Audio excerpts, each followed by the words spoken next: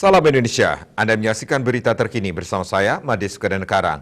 Pemirsa, pengaturan batas kapasitas angkutan umum termasuk kapal penyeberangan akan diterapkan saat Natal dan Tahun Baru, termasuk di perlintasan penyeberangan Ketapang Gilimanuk. Daya angkut kapal dibatasi 75% dari kapasitas maksimal.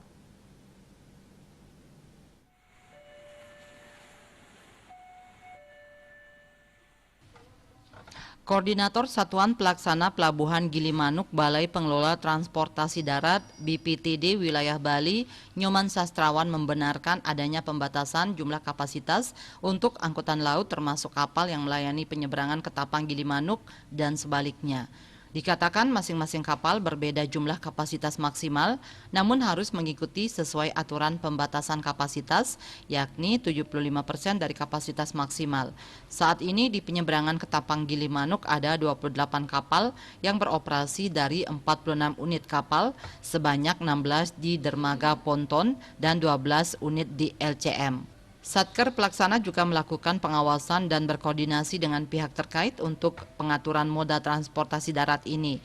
Berdasarkan Surat Edaran SE 109 tahun 2021 tentang petunjuk pengaturan perjalanan orang dalam negeri dengan transportasi darat saat Natal 2021 dan Tahun Baru 2022, dilakukan pembatasan hanya 75% dari kapasitas tempat duduk yang tersedia dan menjaga jarak.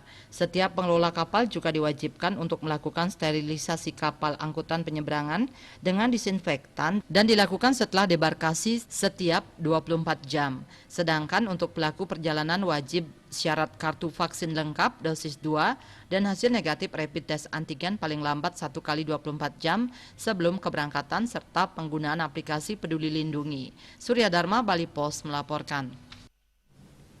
Untuk mencegah penyebaran COVID-19, hingga ratusan ribu selalu terapkan 3M, wajib memakai masker, mencuci tangan, jaga jarak, serta hindari kerumunan.